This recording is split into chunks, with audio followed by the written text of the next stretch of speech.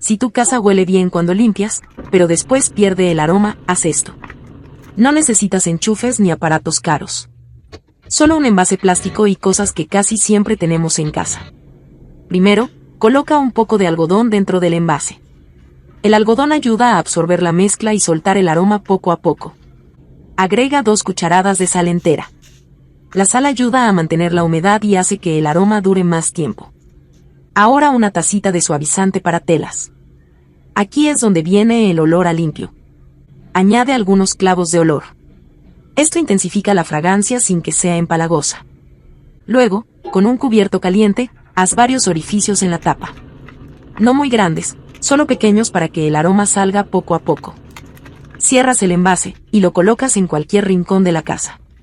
No es un olor fuerte que maree, es un aroma suave y constante que mantiene la casa oliendo a limpio. Yo lo pongo en la sala y en el baño. ¿En qué parte de tu casa lo pondrías?